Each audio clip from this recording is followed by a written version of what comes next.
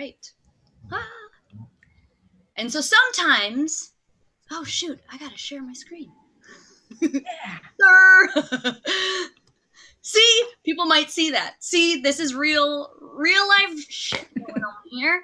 I just need to give myself a second. Right, sure that it's there it is. Oh yeah. And so sometimes, and then it's not muted. Oh, it's not muted. Party fallacy. This happens to me. Right? Okay. Take two, or just take one. Let's just roll the intro. And so sometimes that's not it. Oh shoot, I gotta share my screen. Oh my god. See, people might see that. Okay. See, this is real. This is hilarious. I have never failed so hard in my life. You are literally remixing your intro. All right. And I'm not really sure if everything looks good, but oh my god, this is just... Hey, life. Okay. All right. Like, rewind and go.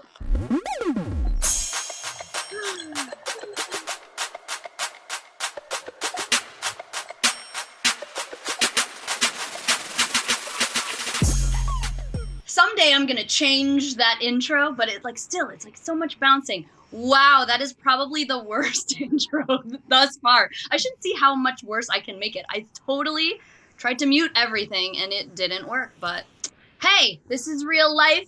This is Cheerful Conversations. We are all about failing and messing up so that you can enjoy. Like, I'm not even wearing any of my rings or anything. So welcome everyone to episode, I don't even know, 28 maybe of Cheerful Conversations. This is going to be an epic conversation because we are going to get real. We are going to talk super truth, and maybe caveat before we start. This is our super truth. But we're going to just totally get real and talk about the thing that me and my amazing co-host Lauren LeMunyan are going to just dive in and talk about coaching. Both of us have been coaches for quite some time now, and we are going to share some truths about what it's really like to be a coach, how you run a coaching business, and maybe share some of the things that people aren't really telling you.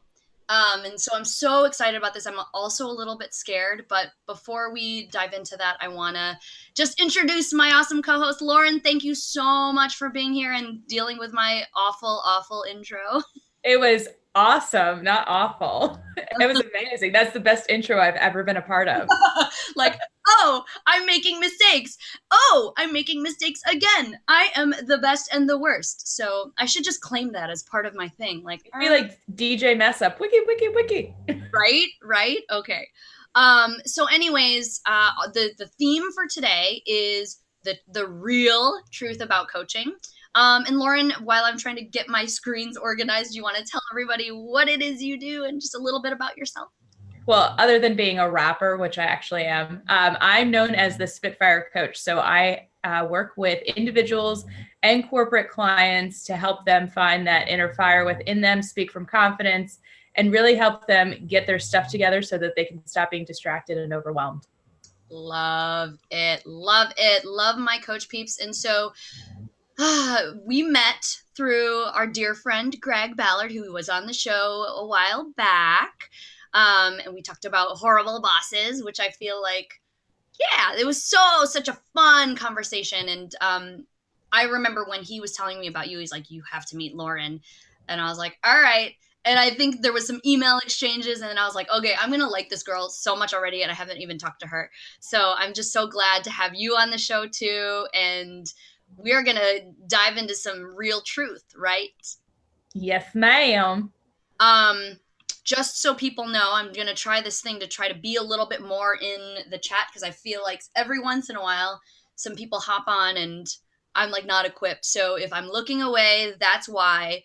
And you're just going to have to deal with it because, hey, I've already had a horrible beginning. It can't get any worse, right? Don't say that. Lauren's the only good thing about this show right now. I do not have chair. Just the yellow chair. That's all this is about. Yeah, absolutely. So, all right. So one of the things I ask all of my co-hosts is to share something that you geek out on, something unique about yourself, like fun fact.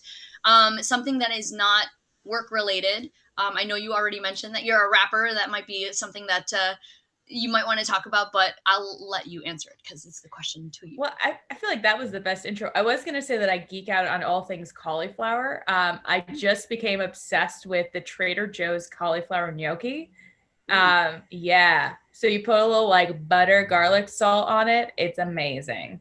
But aside from that, because I also love cauliflower pizza, I geek out on all things like late 90s, early 2000s hip hop. Like I'm known as the human jukebox, and I do rap with a bluegrass Americana band as JRSYFRSH with no vowels. I love it. So give us a little taste of what that sounds like. Okay.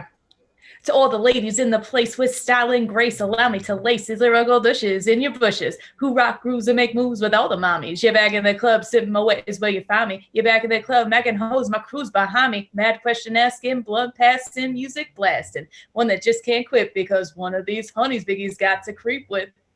Yeah!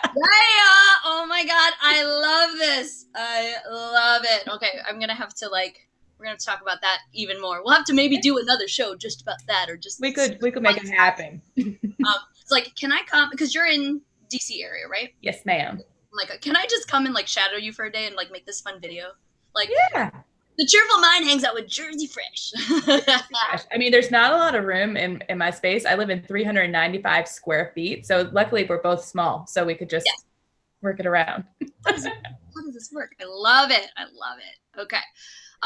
The next thing is a random icebreaker question. And so we have since evolved from just a random question to different categories, which I will repeat are just the basic break the ice, so intro, and then there's get vulnerable if you want to go a little deeper, or laugh a little if you want to be funny. And I let people choose, but we won't know what the question is until I pull it out of the box. So which I think I'm just gonna put it up to randomness.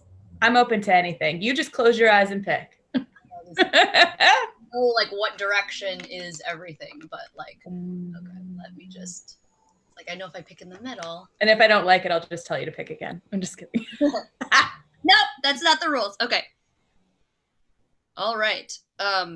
Okay, this is not a question. Well, let me just read it, because now I'm like, oh, interesting. So it says, read this to yourself. Without telling anyone what you're doing, play a round of Duck, Duck, Goose. Goose draws a card. Okay. So I've never done a laugh a little, but that made us laugh, right? What? No. Okay. No effort on my part. Okay. So I picked a get vulnerable card. So the question is, I don't know if it'll take a while to focus. Talk about one thing. Thing you really like about yourself. Oh, that's not even a vulnerability thing. I love my ability to be a goofball. That I throw myself into any situation. I will jump on stage. I will improvise the hell out of a situation. I love my courage. I love that. I love that. I need some of your courage. What do I like about myself? Why is this hard? I think one of the things that I like about myself, it's really like about yourself. I like the fact that I have a very well-rounded approach to life, and that everything that I try, like, I'm not absolutely horrible at, aside from swimming. Like, I think that whenever I want to try something, it's like, okay, I'll try it. And then it's not like horrible, but even if I'm bad, I can tell a good story out of it. So it's like, I can always spin something to a positive. That's like a lot of things that I like about myself. That's courage, girlfriend. I wanted to be like, I look okay for 30. Oh, I forgot to say my birthday's on Monday. So like, hey! I look okay for 30, almost 39. So that's okay. I am the most like arrogant person in the world now answering that question. That's probably why it's a get vulnerable, because it's like, I don't want to talk so great about myself, but we should. Yeah. We absolutely should. All right. That was a fun question. Okay. Next thing is talking about cheerful news. So as part of this show, I always like to take stories that are outside of us or maybe happening in our community that are just positive, because we don't see that enough in the world. And so we're just trying to pay it forward with whatever positive stories that we can find and share to kind of mute out the craziness that is otherwise in today's media. So what did you find? Well, I relied on my good friend, the Google, and I actually typed in cheerful news. And so there is an entire site that is dedicated to like more positive news, which I love because we need all that. So the story that really resonated with me is there was a young boy in a convenience store, and the owner was notified that the boy was shoplifting. And rather than him call the police or intervene in a negative way, he asked him why. And he said, I'm hungry. You know, my parents don't have any money. My mom is in trouble and I have little sisters at home. And rather than him creating a penalty, he said, all right, so I'm going to give you this food and you're going to come work for me. Oh. So rather than jumping to the story of, you know, you're a bad person, you're breaking the law, you're inflicting harm on me, understanding what's the motivation behind it and how can you create a win-win situation. I feel like, and maybe we'll talk about this later on when we're really diving into the coaching. I mean, some of the stuff that we have learned and have been trained in as coaches is to not place that judgment so fast. And I feel like if there were more people that were leveraging that instead of just jumping to like, you're doing wrong, like penalty, punishment, conflict, like I just feel like the world would be so different. Yeah. So it's tough though. But I love that. I love that story. To just be able to take a step back and be like, all right, let's really try to understand what's the underlying thing here. Yeah. Okay. Yay. And my story, and my news lately has been coming from the radio. I listen to KISS FM here in Chicago, and what they started doing was doing positive news stories every hour on the hour, which is like amazing. But so I'm always in the car and I'm like, let me think. And then I have to go and Google that same thing. So one of the stories that they shared was this grandma who called, was trying to, I think, call her granddaughter or whatever. And she ended up dialing the wrong number and started talking to this other person. And I don't know, I didn't really read into it in detail, but basically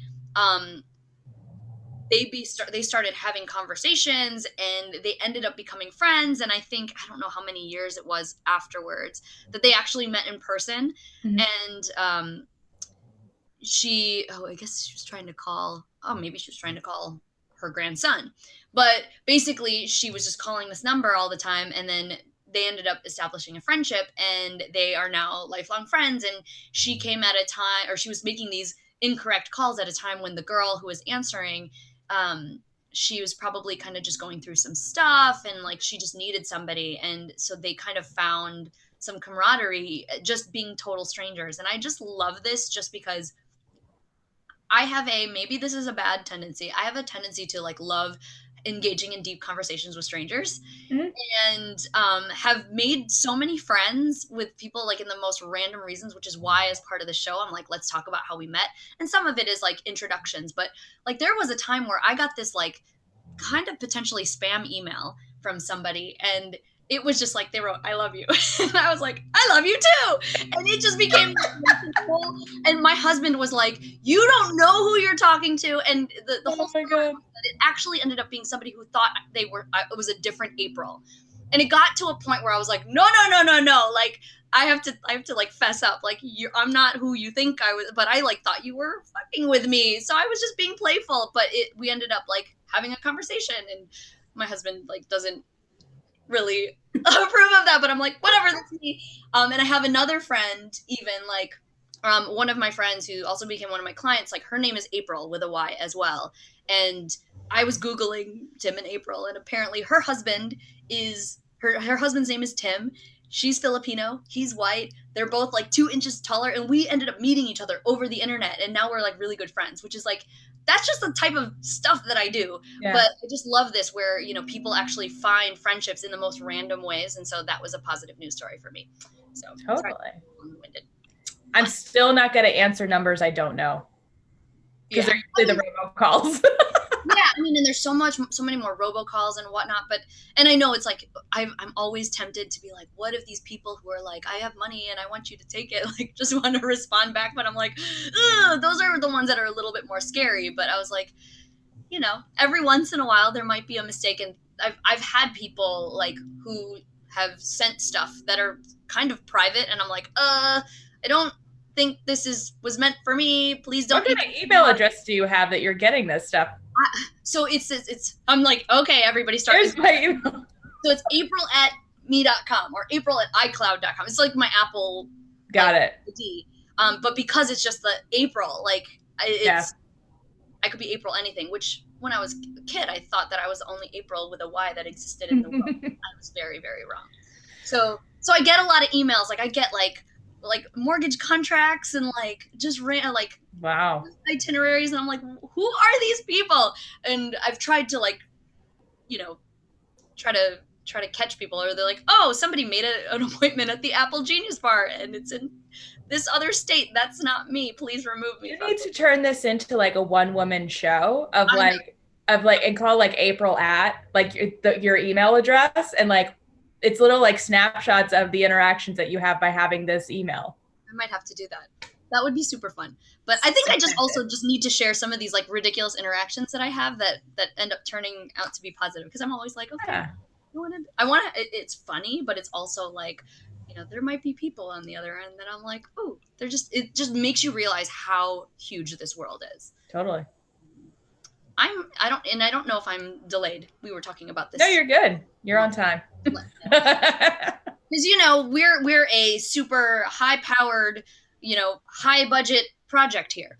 Okay, so we are going to dive into the important stuff right now. That might have been the fastest that I've gone through, like, all the intro stuff. So really? Congratulations. I think I'm just so charged about this topic that I just wanted to get to it. Not that, any other way was bad. It's just, I'm like, ooh, let's talk about this. So, going back to the first conversation we had, I love this idea of you, coining yourself as the SpitFire Coach and just, dropping truth bombs everywhere. And we had this conversation about the coaching industry. We both we both graduated from the same coaching program, which I speak very highly of, and I love IPEC. It's always given me some great connections and contacts, and the people are amazing. But we talked about some of the tough stuff, the things that we've seen as we were going into, or really creating the business, because our coach training program is very, very good at explaining and training us to be amazing coaches. I wouldn't let anybody who goes through that program, I completely advocate for those coaches, because I know what they learned, and I totally I resonate with that. But what we don't really get as part of this program is how to run a coaching business. And Lauren, can you remind me when you graduated from IPEC? I graduated February of 2019. I'm sorry, 2016. Yeah. Oh my God. I'm like, you're like, I just graduated. So we graduated around the same time. So it's like Mod 3 was like in January, and then just finishing up. Yeah. So same time around me, and that's why the person that we met through, I was in his PSIG group and all that stuff.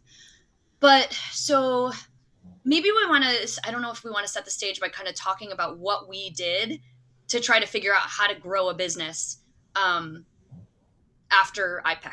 Yeah. I just want to start with the assumption of when people come in and want to be certified as a coach. Like, there are some people who are like, I just want to be, have these skills, or I want to do this with my company, or I may do this as a hobby. But there are people who have like this assumption, or like this expectation that if I go through this many months of school, I'm going to be a 6-figure coach. And if you look at any profession that requires additional education, like we all know now, it doesn't matter if you have a college degree, a master's, a PhD, you are not guaranteed a 6-figure job. You're not guaranteed a ready-made business that is just going to take off. Even if you go and buy like a franchise style business, you're going to have tools, you're going to have support, you're going to have resources, but it's ultimately up to you to make it happen. And so I was very clear about I'm going to have to put some legwork in, but I saw some naivete around what it actually took of like, oh, just take this 6-week course and we're going to teach you the groundwork of what it is to have a website and to make business cards. And it's like, no, those are all the tactics of running a business. But who are you beyond like your like thrown together niche and your like assembly of tools that you've now learned? Mm-hmm. Yeah. So I feel like I just went on a tangent on that. No. I think, and it's true. I mean, and I think that the bright, shiny object is like, oh, you can become a coach and make 6 figures, which I'm not condoning and saying that it's not possible, because I have witnessed it be completely possible. And there have been times that I've made like lots of money from coaching in small amounts of time. But I'm also like realizing what it also takes to sell at that price and, market yourself and do all those things. And I don't, I think one of the big things that what really grinds my gears is that, you try to think about, okay, let's say you're charging a certain amount a month. Like, let's just throw some numbers out. Like, what's or here, I'll use I hired a business coach out of IPEC. I was paying this person $1,500 a month to work with them for half an hour privately and then be part of their mastermind, which had 65 people, okay, that were either, if they were private clients, they were paying that same $1,500. Is that really how much I was spending? And then the mastermind was 567. So you even just, you don't even get like one-on-one interaction. You're paying like $600. So let me just for kicks, let's think about those 65 people. Doing math? Yep. So 567 a month. So 12-month contract. That's 6,804 for being in the mastermind for this business coach. Times 65 people is $442,260 that they're making off of 65 people who are in this mastermind. Okay? That's not even including private clients, which there's a smaller subset of that. But still, it is very, very easy to make 6 figures if you're charging a good amount. But how much are you paying to run your business? Like, that's where money starts to take out. What Facebook ads are you spending? What about your own coach? What about, all of the platforms that you have, your email marketing system, your just all the time that you're putting in, all the list building, all the everything that goes into it, which we can talk about in like little bits of more detail. But like all of that stuff costs money. And I remember when I did an online summit my first year, I paid like $3,000 to do a Facebook ads campaign. I was like, I don't know, maybe it'll work. We'll see. But I'll never know unless I try. $3,000 I spent. And then it took me maybe just to get a website up and running, to help to get, because I'm like, I can't be stressed. I have to delegate out as much of this. We had to create a website. I had to interview all the people. I had to get fancy software. It was just a lot of time and money, a lot of emails to send and a lot of things to navigate. And then people who would actually manage all of this stuff. I may have spent like $16,000 on putting together a summit. So that is already, how much of that did I lose? And I think, and it's not lost, right? You're making an investment in yourself. How much does it take to publish a book? We could talk about that too. But like, there's so many expenses that may come into trying to command a group size that big. And that's just a group, right? So there's just so many factors that go into like how you can make that 6 figures, and is it even worth it? Yeah.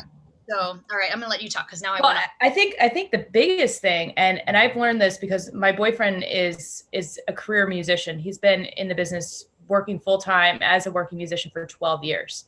And when I was getting my coaching business started, so ironically, not even ironically, I didn't swipe right until I was working my coaching business.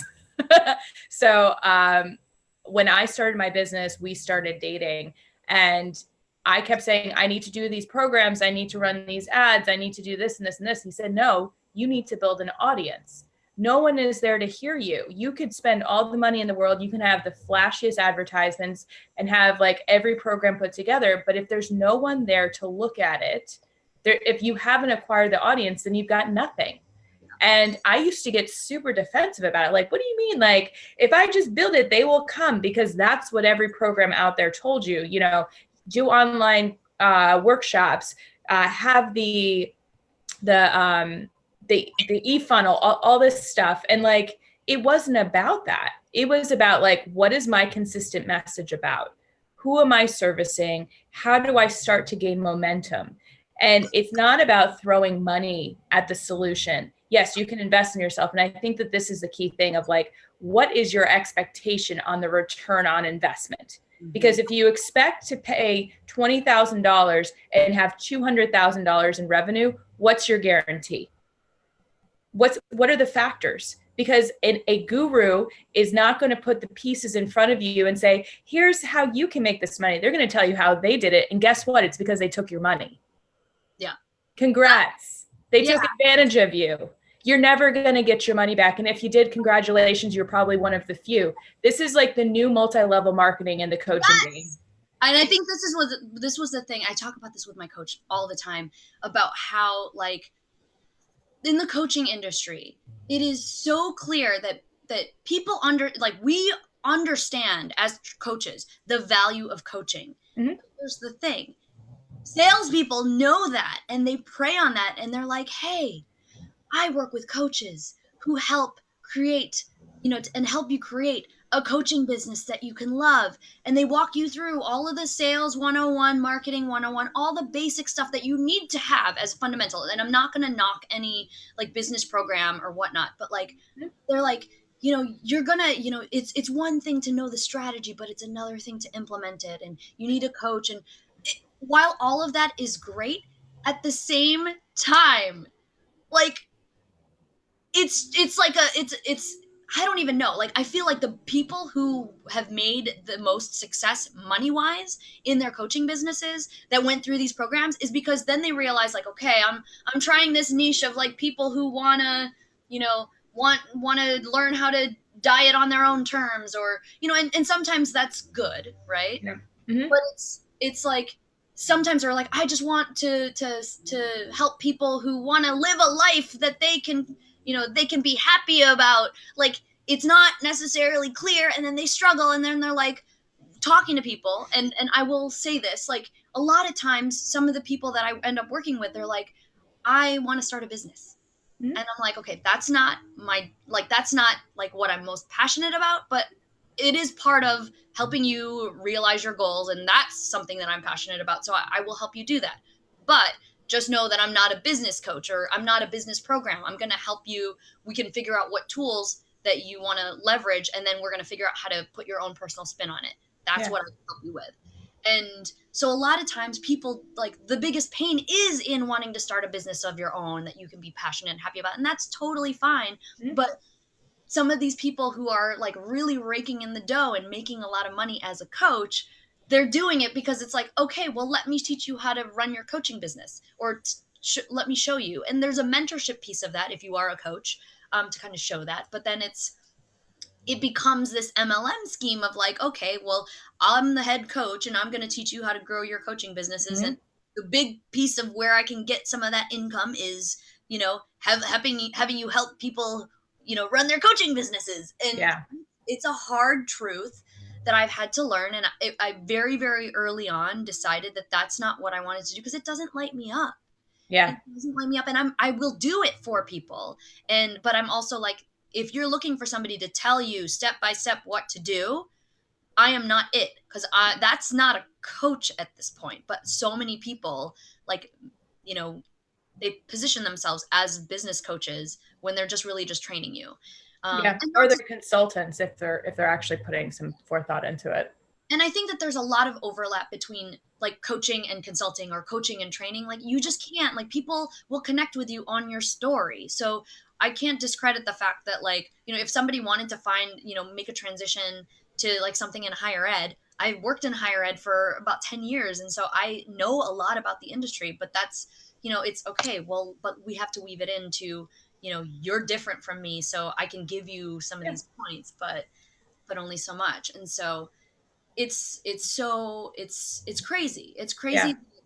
A lot of people who have successful coaching businesses, a lot of it is because they're working with people who are trying to also grow successful coaching businesses. And not to knock that, like some people, like there is a big need for coaches who can help you run your coaching business, but it's definitely not the type that I want to ascribe to. And then just also knowing that there's a lot of stuff that, a lot of knowing that that's part of the marketing strategy, right? Like it triggers me whenever I see somebody that's like, I'm going to make you rich, or I'm going to show you how to be a 6-figure coach, because then it kind of shows you what the value is about coaching. And the type of coaching that I do is more on a personal level. Yeah. And I'd rather be like, okay, I want to coach you on having the lifestyle that you want to live. And it was really, really hard for me in that first year to be like, all right, I know what it takes to become a 6-figure coach. By working with more people who want to run coaching businesses, and I've done it so I can help, but it's not what lights me up. And it's going to be a little bit harder for me to find those clients that I really do want to work with, because it's like, if it's about the money, then yeah, I might do different, I might help people, and focus on the business stuff. But at the same time, I just like, if I have a choice on who I want to help, there's just that realization that it might take a little bit longer to generate that. Yeah. I think it comes down to like, we each define success differently. Yeah. And we were talking about this before the show. And the more that I honed in on what success was, like, to me, money is like an afterthought. Like, to me, success is having adventure and freedom and getting to select the clients that I want to work with and having fun and playing and having balance and all the things that are important to me. And I think when you only say that success is the amount of money that you make, it's a chase. It's no longer about you and your intention that you're setting for yourself. So it becomes external validation. I talk about this in my book all the time of like, if it's not coming from you, you are never going to feel 100% empowered to live your truth. You're always going to be looking for someone else to give you that validation, that acceptance, that paycheck. And guess what? As soon as you cash it, it loses all of its value to you. Like, even if it's still, and even if it's still in your bank account, it doesn't have that same longing as like the quest to get it. And so like, if someone is trying to lure you in based on money, if you are driven towards money, I would really like encourage you to just get really quiet and ask yourself, what is this really about for me? What am I unsure about that I don't think I'm capable of doing? Because if you can just sit with that, you can come up with a whole list of questions and areas that you need answered. And guess what? There are virtual assistants for $40 an hour or less. There are consultants that can help you. There are tons of software solutions that don't require you to spend $10,000 to $20,000 and be lumped into a group of other people who are following this. And if it feels like it's out of alignment with you, there's a good reason why. And someone should not be able to coerce you with a sales pitch to make you think that you're not right. Your gut knows. Yeah. And that's the hard thing too, because I mean, there are some, I mean, one of the reasons that I got sold on the program that I joined after IPEC was, it was, their tagline was, or their pitch or their sell was like, grow your coaching business without feeling salesy, right? And I don't think that anybody who is in their right mind, like that wants to be a coach, wants to be salesy. Like, who wants that? But they want to make money. And then it was like, I joined the program, and not to discredit my former coach, like, she's a great person. I actually did learn a lot from her, but I also learned a lot about what I didn't want to be, which was slightly manipulative and slightly like, it was just one of those things where it was like, this is still salesy. Like, I'm not feeling good about, like, whenever you make a purchase that you're going to feel guilty about, that is salesy, I feel, Yeah. And it was like, she wasn't hearing me, and it was crazy. And so it took me a lot of time. I mean, that was all of 2016. I ended up like firing her in October, like I was like, I'm not paying you anymore. And I had to stand up for it. And I had to, I actually hired another coach who helped me figure out how to let go of this coach, which is crazy. I was like paying double for two separate coaches, one to get rid of the other. Like, how crazy is that? But that's how much pain I was in. And I'm a person who can't operate a business under stress because of health factors. And I've had to change my entire life around, because it's like, okay, once I hit that limit, I have to stop and I have to pull back. So I can't hustle and I can't push myself to do certain things. And that's my own limitation, but I need to figure out how to manage it. And I had to spend a lot of time like really getting quiet and being like, all right, this is my business. I went into business for myself because I wanted to do something that I loved. What does that mean? So going back to this, like, what is success? Okay, I don't like doing things the way that other people do. I'm super rebellious. So let me just pare back and listen to, what messages or what teachings I got from, sales and marketing 101, like how do you understand your niche? How do you price? How do you do all those things? But then make it into something that I can feel good about. And it took me another year before like I was able to pick up the pieces and, have a business that now I'm like so not focused on half the things that I learned in that, but it is just how you message and to find your ideal clients. And it took a while, but it was like, wow, it's my job is way more fun than it was 2 years ago. Heck yeah. Yeah. I don't know about you, but like I felt like after like each year was kind of symbolic to me. Like year one was kind of figuring myself out. Year two was like figuring my clients out, and year three has been like, let's put it all together and rock this business. Yeah, totally. And I think you need that. And I think that that's the hard thing about, people who are coming into coaching and saying like, I want to start this coaching business. And I always caution, and I just do it out of just trying to be real, right? I mean, some people will just, leave their job and they're just kind of thrown to the wolves and like, I'm going to figure it out. And some people do figure it out, but that was me. What? That was me. Yeah. And it's great. And maybe you should talk about that a little bit, but like, I have a different situation than you where I was just like, I need to go at my own pace. And I've had to come to the grips of like, all right, this thing will blow up. I'm waiting. Like, and this year has been awesome. I've had speaking engagements every month and I'm getting clients from those things. And like, I'm starting to get into the groove. But the first year was like, let me put myself out there. But then it was like, okay, now how do I even find the people? Because it takes time. I had to spend a lot of time figuring out like, where are people coming from? A lot of it at the beginning was referrals and just kind of being, or being connected to me. And now I'm starting to see like different places where people are finding me. And I'm like, okay, now I can double down on that, which is great, but it's taking me a little bit of time. But it's, yeah, I mean, there's a lot of trial and error that goes into it, and yeah. I feel like I don't have one of the biggest realizations this year. I mean, and maybe we should talk about money a little bit, into a little bit more detail, because I feel like that's the thing that people are always scared to talk about. Let's do it. Sometime in October of last year, I was like, I'm not making the money that I want to be making. And because I was realizing that A, I have health limitations, and B, I just didn't want to do it in the way that like I see other people who are like doing it. I just didn't want to do that. And then also realizing from the perspective of, okay, if I took, if I did an outer body experience and I was looking back at Apryl and saying, why is she not making the money? She's completely capable.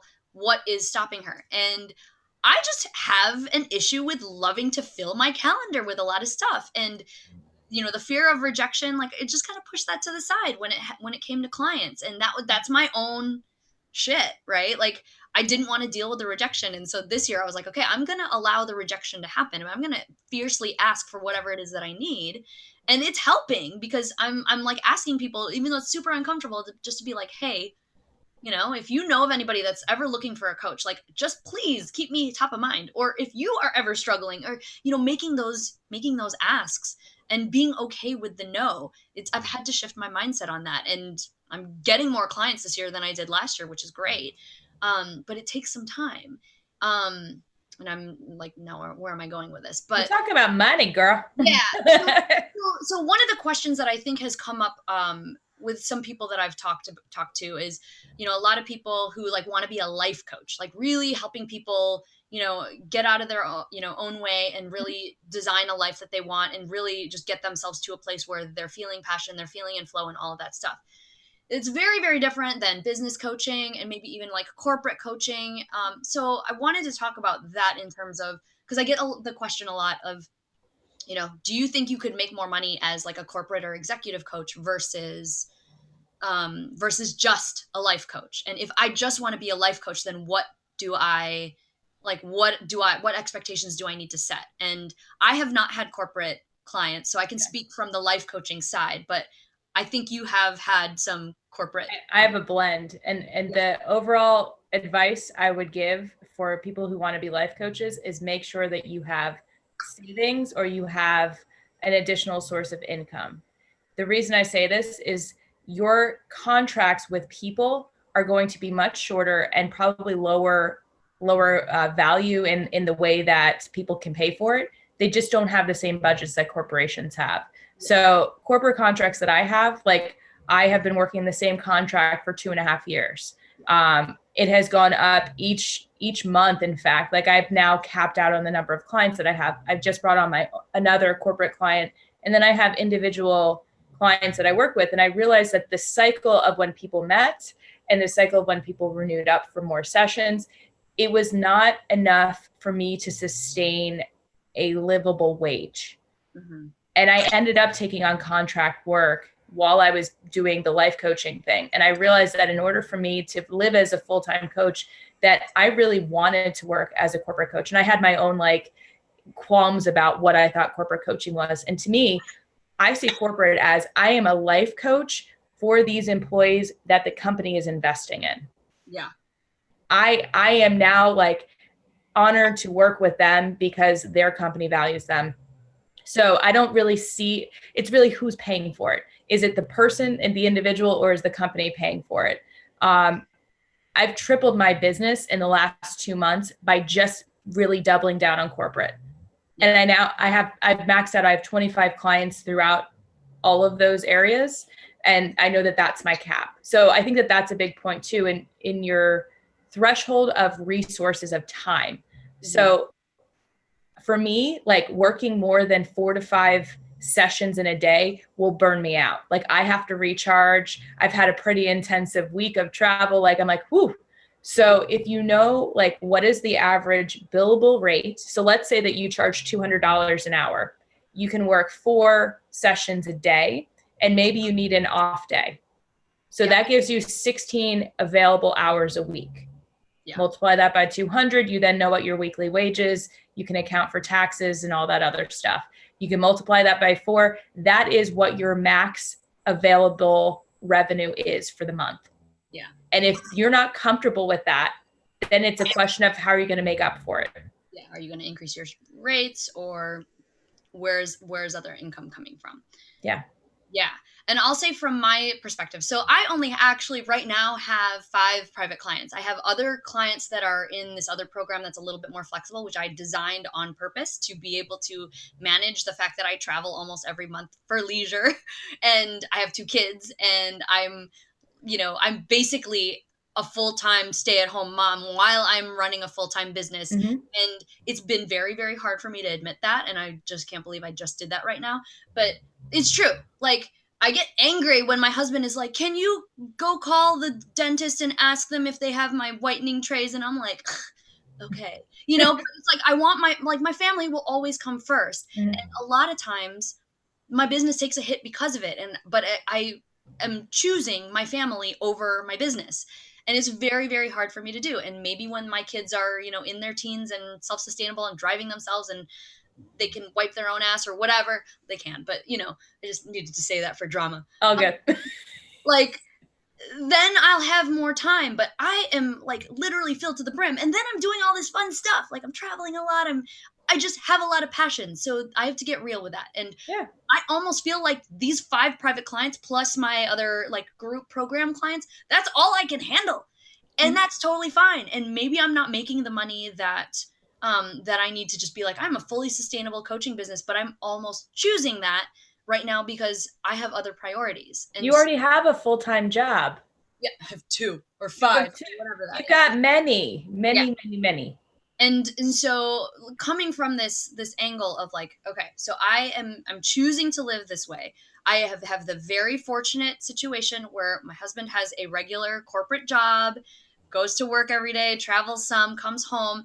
Like I can live this lifestyle because of that. But if, and I've said this before, if I did not have that financial stability, I'd probably be working a 9 to 5 and trying to figure out how to make this business part-time, because I love helping people and I love the coaching aspect, but I cannot and choose not to pressure myself into having a full load of clients. And if they come, like I always will make more time for more clients. But if not, then the second, the back end of it is like, oh, I can go take improv classes, or, oh, I can take ukulele lessons. Like I can do things that fill my soul. Mm-hmm. So that's the truth. Like I don't even think I've ever said that out loud. So thank you. How do you feel? But like, and maybe I would charge differently.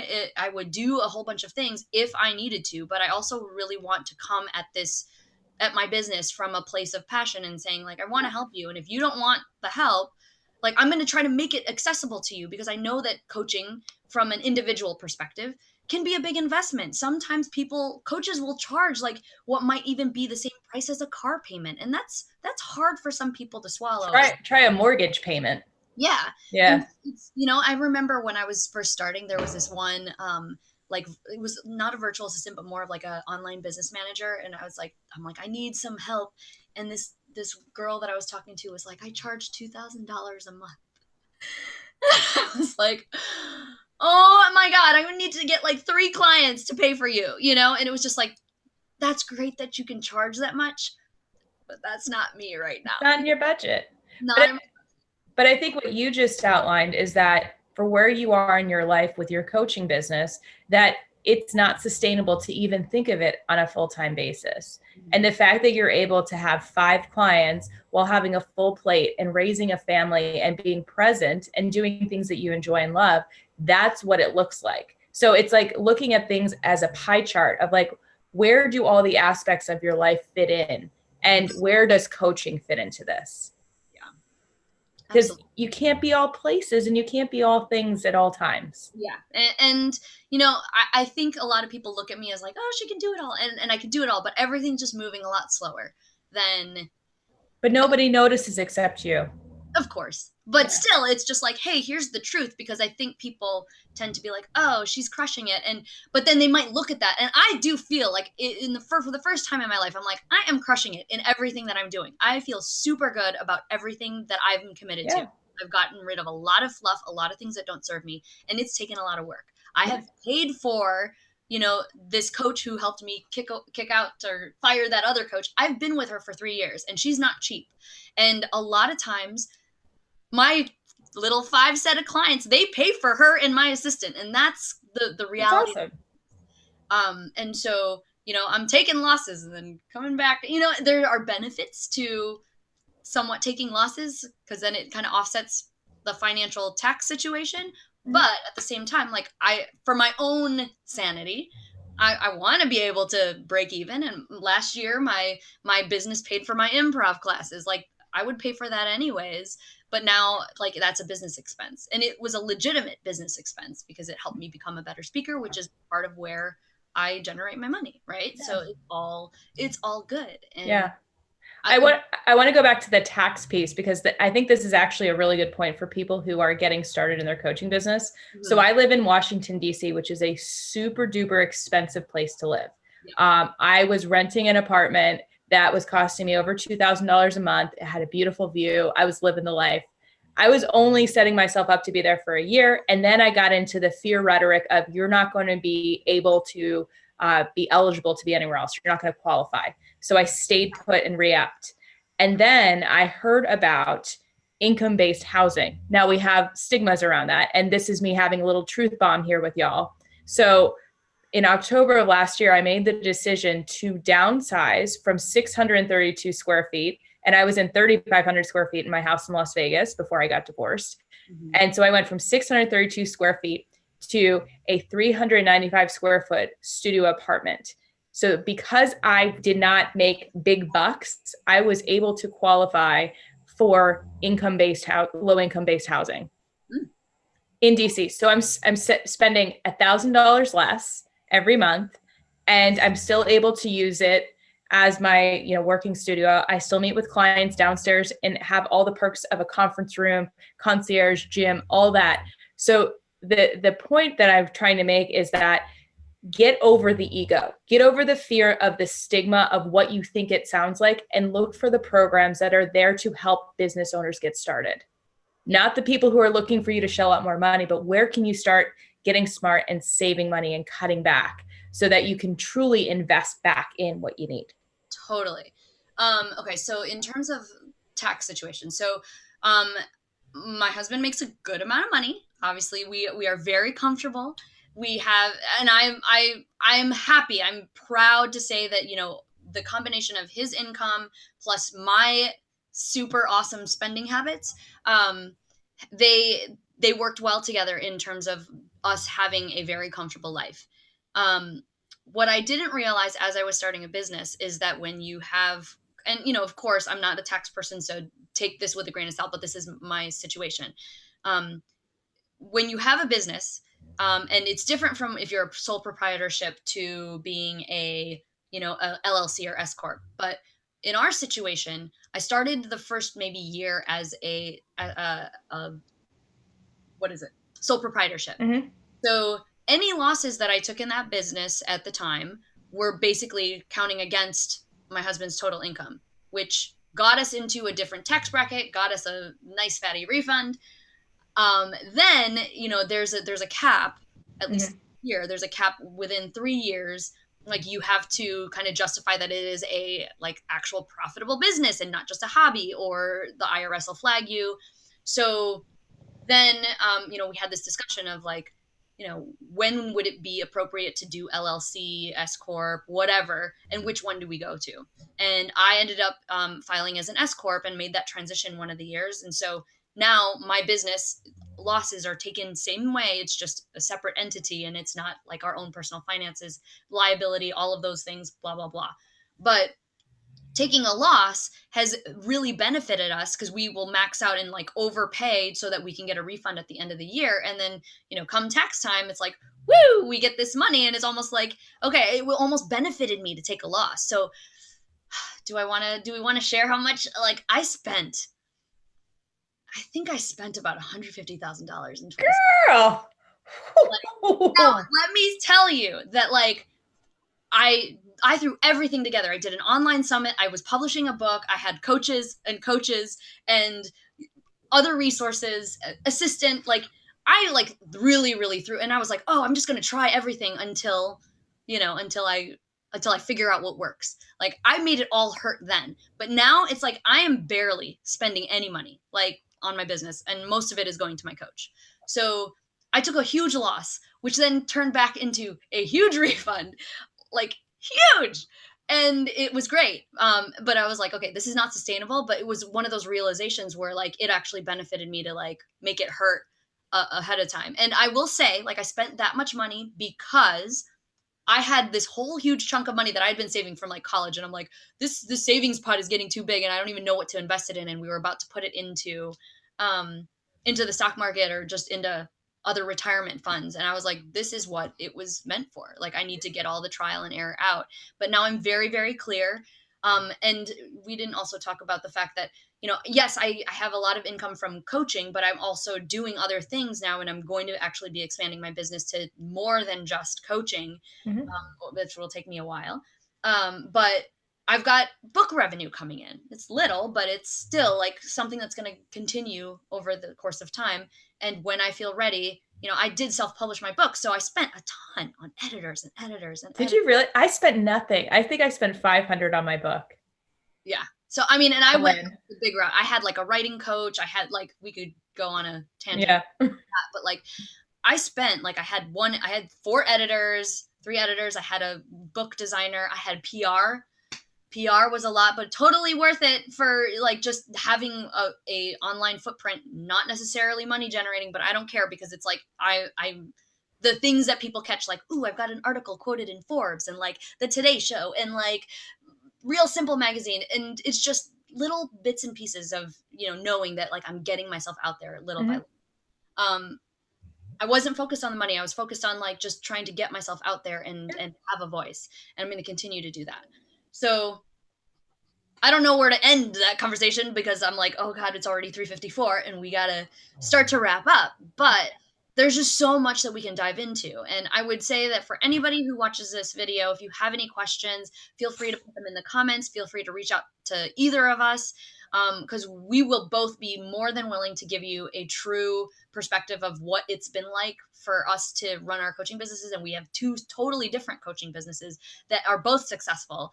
But we can give you some perspective if you're trying to, identify, how am I going to create this coaching business? How do I want to go about it? Because I don't even think we got to scratch the surface enough. There's so much. There's so much.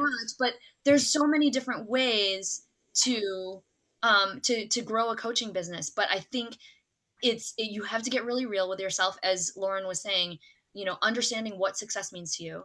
And two, being willing to like get out of your own way and do certain things. Like some of the things that I will laugh at myself for being so afraid of in years 1, 2, and even 3, and even 4, as I'm going through now. It's going to take some time, but like, I know that I'm working on it and I'm not ready yet to do certain things, but I might be willing to do that maybe a couple of years down, and I'm just going to go at my own pace, and that's successful to me. So I think those are the big takeaways from our conversation, which is just scratching the surface about the truth about coaching. It's like, get really real with what success means to you and continue to work on yourself. I think it's really important to have a coach, or at least a community of coaches who you can lean on, who understand what you're going through, and just so that you have that support, because it's not easy to do alone. Very true. Are you working with a coach, Lauren? I actually, right after this, I have my coaching circle. So we meet once a month, and then I have a coach that I meet with once a week, and we do an engine call. So I've got a whole network of coaches. All we do is support each other. Yeah, it's great. Okay, so let's start wrapping it up, even though I could talk about this for like hours. I end every show with an Ask Apryl Anything question. These are questions that come from my audience when I ask, like, what do you want to know? And this is a great question because it's very relevant to this topic. And the question is, what's one of your favorite success stories from working with a client? I'll let you go first. Oh, no pressure. I'm going to go with my first ever client who actually booked me before I even started the certification process. So she came to me as like very timid, afraid of relationships, of like taking a step forward, and was very fear-based. And 3.5, 4 years later, she is now married to her like love of her life, has a 2-year-old adorable son, has started an art studio, and was able to shift out of a dysfunctional department into one that's really a supportive environment for her. But the biggest win is that she's able to be self-aware enough to know when things are in or out of alignment. Yeah, that's so key too, because it's like, if you don't know, you're not going to change it. So I love that. Okay, now I'm like, let me talk about my first client, I guess, because I'm not working with her now, but I still keep tabs on her, and just to keep it in flow. I mean, I have so many great, and I know Lauren and I were both like, how do we answer this question? Because all of our clients are so awesome. My first client also came before I even went to the first module of training. I charged like nothing. And one of the big issues that they wanted to work on was trying to get to a career path that they loved, and they were already working contracts for this company that they wanted to work for, and just trying to figure out like, how do we choose, or how do we get ourselves into a place where you could be full-time at this company, or find another company that you can be full-time at that has similar benefits, or just is the best fit. And I think we only did like 5 sessions. I think we were signed up for 8 or something like that, and she got the job like within that first few weeks. I don't even know at that point. I was like, I don't even know what I did, but hey, yay! But that was such a like quick success story, and it's so many of my clients are doing awesome things. And it's just, I love them all, and I could talk about them all, and I try to promote whatever it is they're doing and support them as much as possible. But I love the people that I work with, and they're amazing. So yay for awesome clients. Yay for awesome clients. Like, we were debating talking a little bit about just the client side of things, but we were like, yeah, we're gonna run out of time. So maybe for a future scenario. You have to have me back. Yes. Like, we'll just do like a secondary, like part 2, or what is this, episode 28, part 2, and then do some like rapping and like whatever. Did you see Hamilton? No, but I actually taught myself the rap from it. Which song? Because I was not throw away my shot. I don't remember it all now, but like I studied it for like 2 days because I was challenged to do it, and it was fun. Yeah, one of the hardest ones that is like in there is from. I mean, my shot's really, really hard, but there's this song called Guns and Ships. Oh, it's so hard, and I was like, I need to memorize the lyrics, and then I got to do the cadence just like they do, and it's so fast. Yeah. But I was like, I love it. It's fun. We should do a Hamilton battle. Oh, we should. Should we do that just for fun? We'll yeah, but I need to practice. Yeah, we'll do some practice. All right, so just everybody, as we're wrapping up this show, we're gonna choose a song, and we're going to both record our renditions, and then we'll just have everybody vote. See, like, who had the more engaging, and we'll have to see if we want to do like a. We'll talk about it. We'll make it work. We'll make it work. Hold that accountability, and we'll just do a follow-up video of this Hamilton battle. You're probably gonna win because you're the rapper, but you know Hamilton better than I do, so I'm gonna be winging it. We'll see. Okay. All right, everyone. Thank you so much for watching. If you're watching it live, or if you're catching it on the replay, this is here forever out in the interwebs. But if you have any questions, Lauren's information is in the bio. You know where to reach me, and I will be back in another few weeks with another episode of Cheerful Conversations. So peace out. Bye.